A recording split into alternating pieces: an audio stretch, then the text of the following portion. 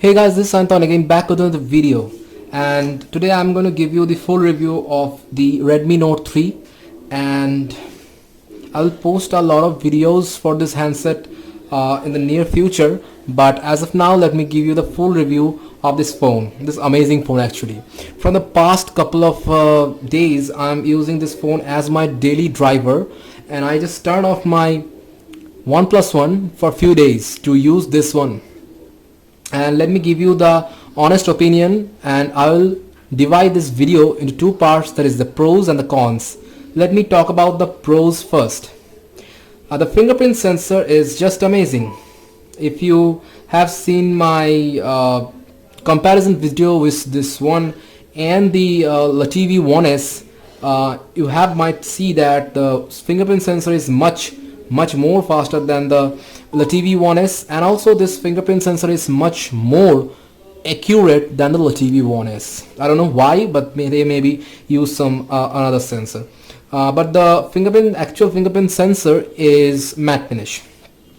But you cannot lock any specific app with the fingerprint sensor as of now, but Xiaomi and Mr. Hugo Barra promised that they will bring some update, and after that update you can be able to lock any specific app with the help of that fingerprint.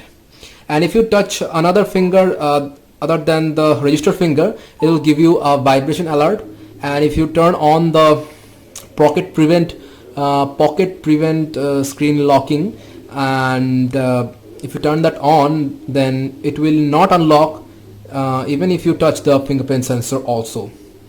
And there is no locking mechanism with the double tap of the fingerprint, but I have heard that MIUI will update that, and you will be able to double tap the fingerprint sensor and lock it. And I haven't produced any specific camera review of this handset, but the camera is, I would say, little better than the LTV 1S. Let me take a picture of a micro shot.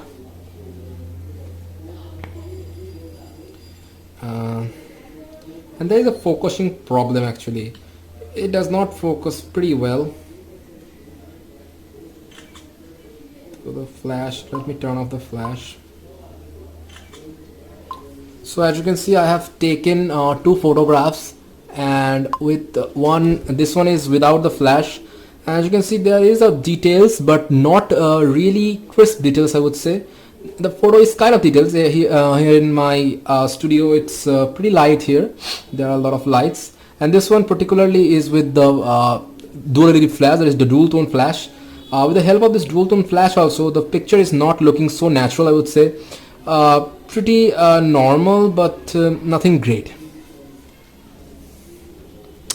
And let me talk about the next pro of the phone, that is the camera. The video recording is really good, I would say, though the photo taking capability is mediocre, not exceptional. The front facing camera is also really decent. No, I wouldn't say it's pretty good. The camera lens is not that wide. The LTV 1S's camera lens is much wider. It has the slow motion capabilities, and also it has a panorama, beautify. No HDR in video recording. The only HDR is supported is in the camera mode, and you can also turn off the camera sound. It can save the photos to SD card. It has grid lines, watermark, and it has burst shot also available. It can shoot in 4:3 and 16:9. If you shoot in 16:9, it will cut the sensor to 13 megapixel. And the picture quality I've set to high, but in default it came with the standard quality. It has face detection. It can also tell the age of the person. That's a MIUI feature. Hopefully it should tell. As you can see right now, it's telling me that my age is 22. It's pretty much accurate, I would say. So it works good. If you want to take it casually photo taking, so it will be good enough. And let me talk about the speaker also. Let me play a song.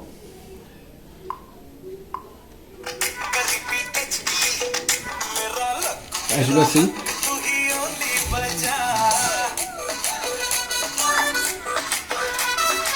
the speaker is actually good, but the downside is the speaker is placed on the back, and it's pretty tiny, I would say. So you can eventually block the speaker, and the sound will actually not come to your face, so it will go outside, so you won't feel that punchiness in the speaker, I would say. For this you can use any kind of Bluetooth speaker. And let me show you the Android version. The Android version is 5.1.1 and the latest build of this phone is this one, that is the MIUI 7.1, 7.1.7.0 LHO and in this LHO update you won't find that double tap to turn off the screen. And this phone also supports OTG functionality. Many of you have asked me what is the OTG functionality, supported or not. So let me plug a OTG. As you can see, it detects the OTG and says the ES File Explorer would like to open the OTG drive, and it's opening up. As you can see, it's the OTG drive, and here I can see all the data I have in the OTG drive. So it's as you can see, 3 my SD card, my internal storage and USB OTG storage is showing right now. I can play even 4K videos from OTG drive as well. And let me show you 4K is playable or not. I have some 4K videos with me, so let me show you that the 4K is playable in this phone. As you can see, the video is in 4K 360 degree, and as you can see, it should play. It's playing pretty smooth, no lag, the crispness is good, the contrast level is good, and it is not highly saturated. It's pretty much accurate, I would say. The LTV display is much more saturated, so it looks kind of cartoonish. This one is much more natural. And as this is a history video, so you might think it's a weird view. And let me talk about the biggest great factor about this phone, that is the battery life. The battery life is just awesome. I'm using this phone as my primary device for past couple of days, as I have said. Let me show you the battery usage of the phone and how much I have get with the battery usage. If I go to battery use, as you can see, I have still left 81% after a full day. I was using this one from the morning, and now it is, as you can see, 6:13 p.m. and even now also the battery is 81% left. And the good thing is, if I go to the screen on time, as you can see, screen on time was 58 minutes, and it just draw only 23% of battery. So actually 23% is 1 hour, so you can use it even 5 or 6 hours of screen on time you will get. And idle condition drainage is very low, so the battery optimization is really nice, and the call quality is amazing. The earpiece is just fabulous, no issue there. Let me show you the SIM card tray also. Many of you have asked me about what kind of SIM it takes, how to put it, and can we put micro SD card and 2 SIM card at a time. That's not true. As you can see, this is a full-size micro SD card slot. Let me focus. This one is a full-size micro SD card, micro SIM card slot, and this slot is a hybrid slot, and you can either put a micro SD card or a nano SIM. If I remove this micro SD card, as you can see, here you can put a nano SIM, but I have prefer to put a micro SD card for the phone. Let me plug it in, and you can just push it, and at a time you have to use either dual SIM or a single SIM with a micro SD card. And this one also has a LED notification light, and let me show you by plug it in to the charger. As you can see, there is a LED notification light. Let's see, can we see? As you can see, there is the LED notification light, and the LED notification light is multicolor, so you can see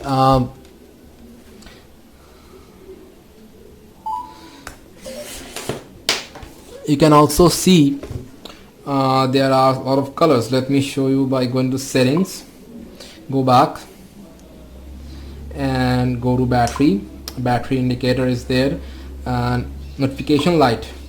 As you can see, we can select in between these blue, red, yellow, green, cyan, white, violet color are supported, and you can also download the Light Flow Light app to control the color and the I would say the activity of the LED notification light. The proximity sensor works perfectly well. One downside is that this part of the phone is just plastic, so I would say this plastic would scratch, and as you can see, I have got some scratch also just over here, and I would say to use a thin back cover for the phone. It will protect this plastic portion, and this metal portion is pretty much scratch resistant.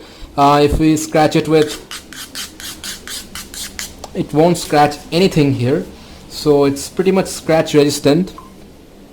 And the camera module is not bulging out from the body, so it's really stable and good to use in flat surface. And let me talk about the cons of the phone. The phone doesn't get heat up a lot, but a little bit of heat will produce if you use it with 3G or 4G and you are going to download heavy files like 500 MB files or 1 GB file, then the phone might get hot. And the second place when the phone gets hot in the video recording, if you turn on the flash and also turn on the video recording button, so the phone will be getting warm, but not crazy. I would say it touches around 65-degree temperature, but not like a 90-degree temperature which my OnePlus One touches. And this one is actually the internal temperature, not the external temperature. So external temperature would be around 35 degree to 38 degrees. But I don't have heat gun, so I use just app called CPU Z, and here it showed me the thermal. As you can see right now, the maximum temperature is I'm getting with the phone is 56 degree temperature. That is the outside temperature would be around 25 26 degrees. That is normal. Let me show you the SoC of the phone.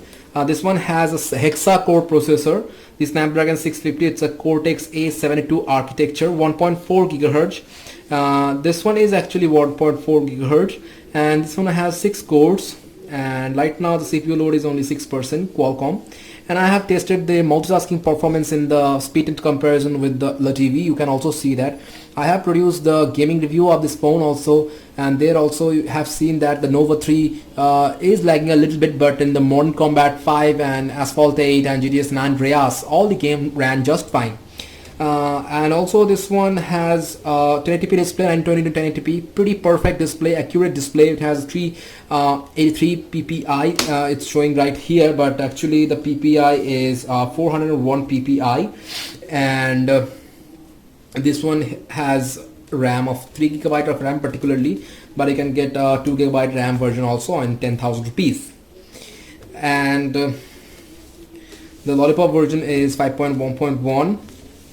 The kernel version is this one, and the battery is 4050 milliampere. Right now it's showing the 4117, and the battery is just fabulous. And in terms of sensor, it has the accelerometer sensor, magnetometer sensor, gyroscope sensor.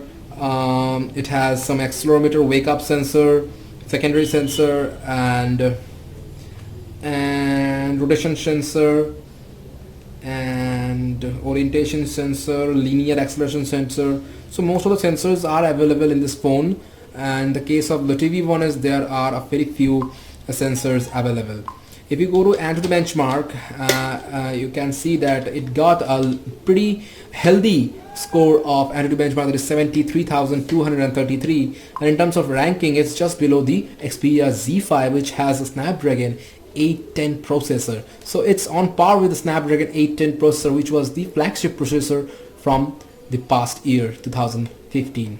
So this phone is just fabulous if you want to buy it until 12,000 rupees. The memory management is also good. As you can see, I have run a lot of apps. Let me open up an app here. Let's see, let's open this music app.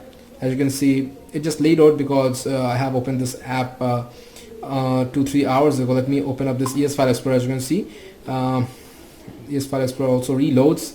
Let's open this video which I was playing in the background. That is the 4K video, and you can just start the 4K video to play. So it's kind of good. I have also compared it with the Redmi 1S, and there also, in terms of fingerprint sensor, in terms of the speed, the Redmi Note 3 came fast. So I can't see any reason why you should not get this phone. But if you want to ask me some reasons why should not I get this, I would say this plastic portion, the build quality is not amazing. It does not have really good build quality. It has metal, but not as good metal as the TV 1S, I would say. And the camera, back camera, is, though it's 16 megapixel sensor, it's not that, I would say, great. The Mi 4i, which is available at 10,000 rupees, has much better camera, I would say. And I was expecting a little better camera from Xiaomi, because Xiaomi generally produce good camera. By the way, right now I'm recording with a Mi 3, and it was a flagship phone from 3 years ago.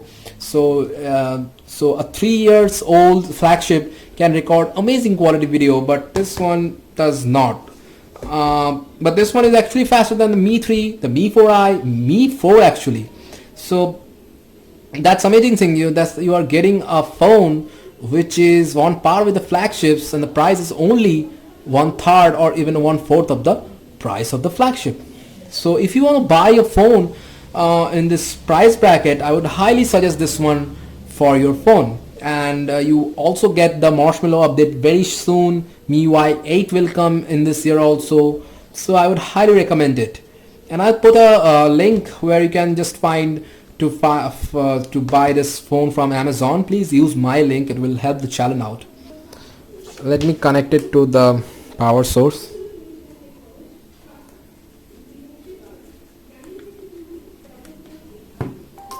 And let me open up this application.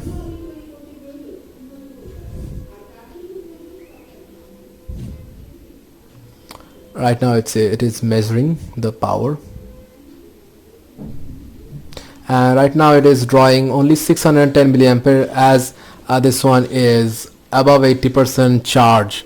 So if you have 15% of charge left, it will draw around 2 ampere from the power source, because this one only supports the 5V 2 ampere fast charging one. So that's all in this video, guys. If you have any questions, queries, please do let me know in the comment section, and I'll more than happy to help you about this phone.